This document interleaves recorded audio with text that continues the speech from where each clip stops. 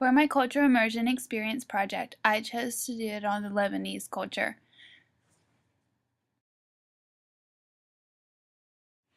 The plunge. I'm not going to lie, I was nervous to take this plunge. I took a plunge into the Arab culture and went into a Lebanese family get-together.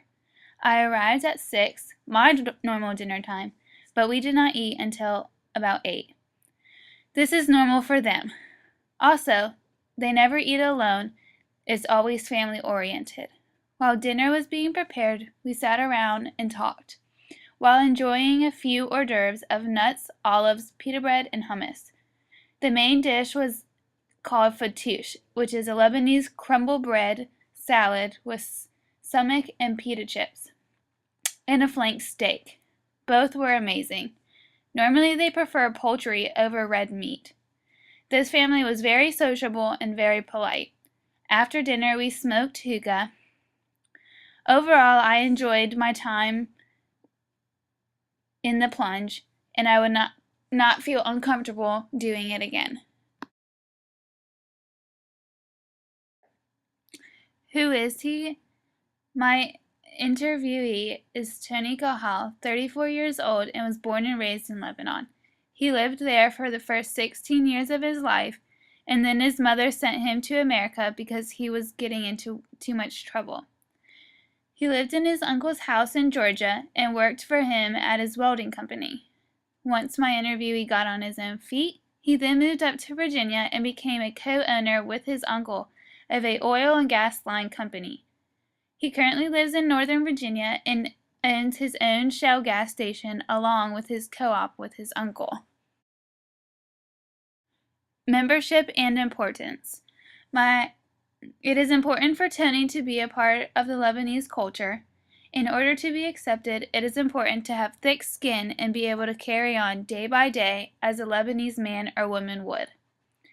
One of the most cherished possessions in the culture would be the family name. It defines honor and is of utmost importance, so behavior reflects the family's direct responsibility. It is crucial to maintain family dignity, honor, and reputation. Secondly, they are very proud of their tradition of hospitality. They consider it an honor to have a guest in their home. It is important that this guest never rejects an offer of food, coffee, tea, or dessert. If rejected, it would be taken as an insult.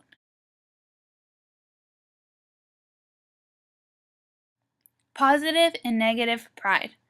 Being part of the right religion is a prideful and positive dimension of this lifestyle. Lebanon is a religious assortment filled with Catholics and Muslims, each religion being as prideful as the other. I started this next one because if one practices Christianity in this country, they are known to be prideful and the ultimate Lebanese citizen. Due to Lebanese pride, there are beliefs that the Jewish culture and the Lebanese are unable to get along. Being born Lebanese means being against the Jewish. This dates back many years ago, but still affects the Lebanon youth today. They see the Jews as a threat to their brethren, better known as a brother from another mother.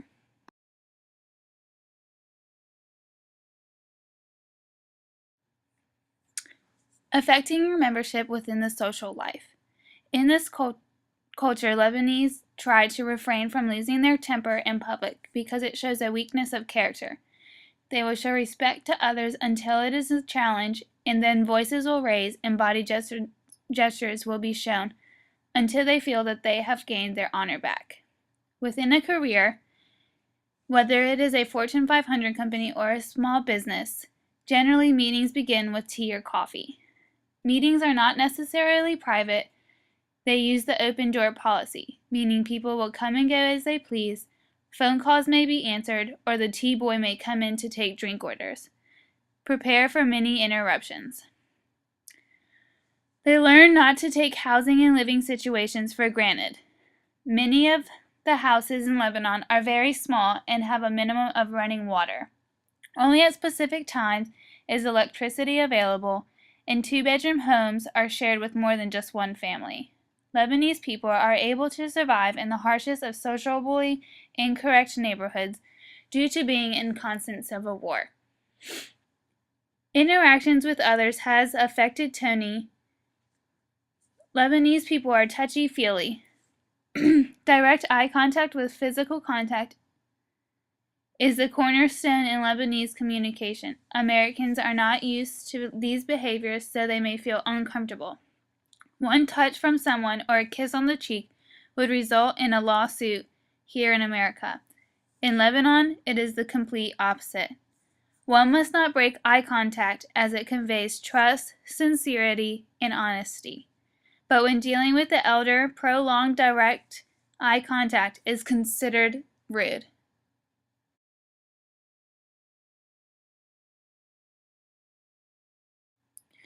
Tony would want a human service professional to understand that the Lebanese have a direct and confrontational communication style.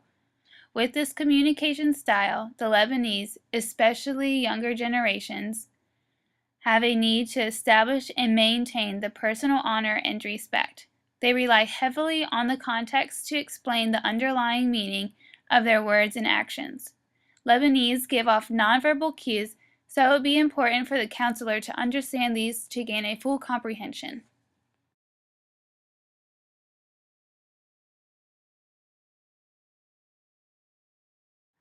Generalizations and stereotypes. When I think of Lebanese people, some things pop in mind. A few typical stereotypes would be that they are all terrorists, have a distinct smell that is not pleasant, both women and men are hairy, and women get plastic surgery and wear a lot of makeup. After interviewing Tony, I would say none of these apply.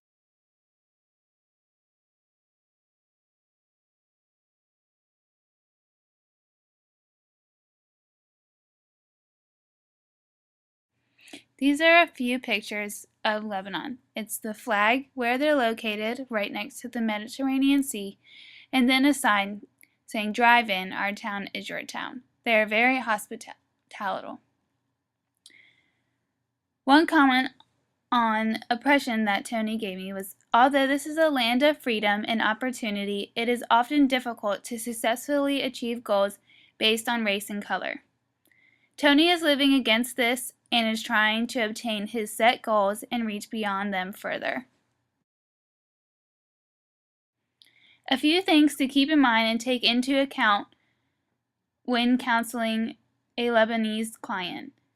Gender relations, individuals' place in their families and in the communities. Gender differences in Arab societies remain strong. Women are physically and mentally weaker than men. Father is always dominant. An Arab man may have a difficult time accepting help from a woman social worker. If a social worker and client are not of the same sex, then a great distance must be kept for fear of invoking sexual impropriety. Minimal eye contact should be made.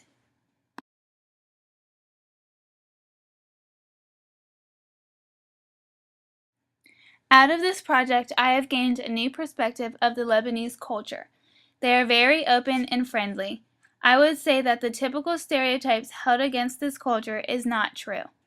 Some may have a distinct smell or may be hairy, but this is untrue for everyone.